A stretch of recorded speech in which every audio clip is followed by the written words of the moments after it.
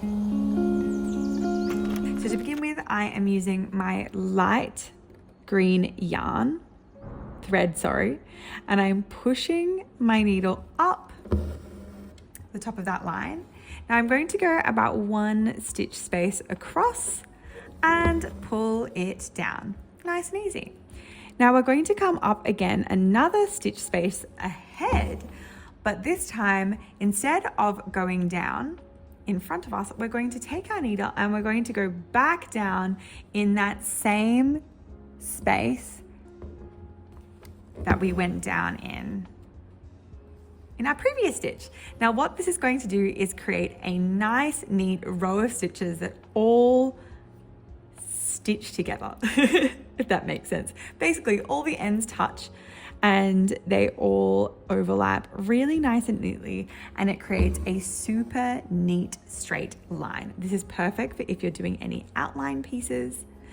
So once you finish that, you come back up again ahead of your previous stitch, so 1 stitch space ahead again, and then you take your needle and you place it back down, going down where you just finished up your last stitch. We're going to repeat this pattern again and again, and what this will create is a beautiful straight line. It's perfect for doing any kind of outlines. It's perfect for when you are stitching text. It is perfect for if you're doing curved outlines as well. While we're doing this straight back stitch, we're going to be aiming for all of our stitches to be roughly even in size. But if we were doing this on a curved shape, what we like to do is whenever there is a curve in your line, you want to use smaller stitches. Now, as you can imagine, if I used nice and small stitches here and it was curving, it would mean that the curve seems really smooth from the outside. If you're doing long straight areas, you can make your stitches as long as you like, even longer than this piece if you like. Now I'm going to finish up. I'm going to finish up with a couple of final stitches.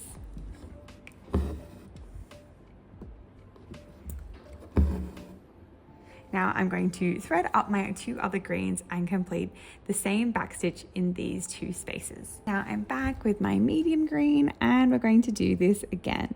So push your needle up. There we go. Making sure you've knotted the ends so that you don't lose your stitches.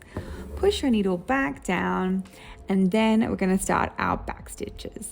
Now I'm sure you might have guessed, but the reason we call them back stitches is because when we push our needle up 1 stitch space ahead, we space, I keep going space, 1 stitch space ahead, we take our needle and we push it back down behind where we came up, and so that's why we call it a back stitch. Nice and easy way to remember. So we push up and then come back down, push up, come back down. Now I know I mentioned this at the beginning, but all of our printed lines here are water dissolvable, so at the end you can absolutely choose to wash away your blue lines if you like, or if you want to leave them be, you'll be able to keep the names that we have printed on to remind you of what the stitches are too. Totally up to you what you prefer.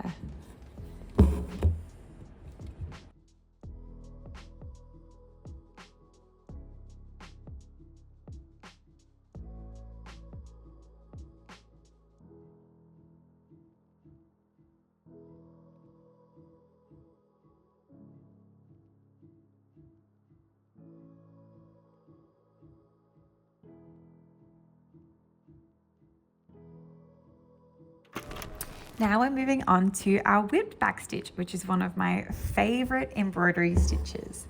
To do this, we're going to take our medium green thread and we are going to first create a back stitch in the exact same way that we started. So back stitch all along this row until you reach the very end of the row.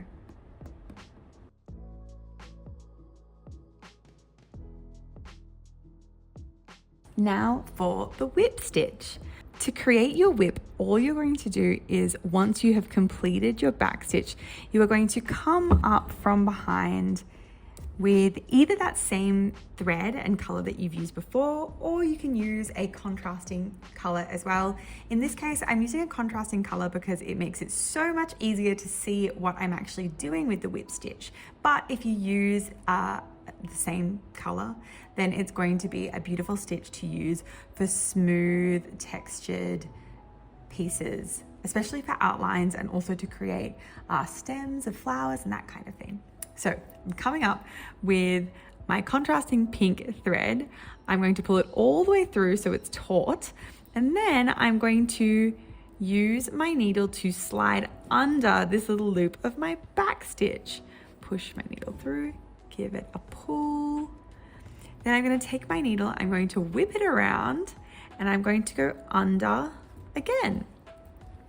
Now you can go up or down here. You just need to remember to keep the way you're moving consistent, and that will create a little whip all the way around your back stitches. To me, it reminds me a lot of a candy cane, which I think is quite sweet. And I also think it creates a really beautiful textured line. It makes the line nice and smooth, but a little bit bulkier, which I think looks really beautiful. There we go. Now we're going to do this all the way to the end.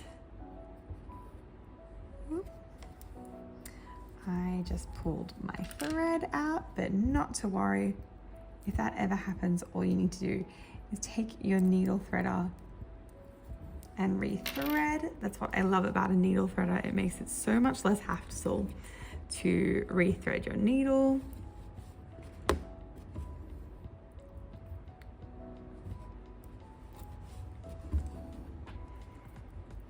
Now, for the last one, we're going to repeat the same process again. And to finish off, you're going to take the point of your needle and push it down at the very end. This will create a nice, smooth finish. And there you go. That's everything you need to know about your whip stitch or whipped back stitch.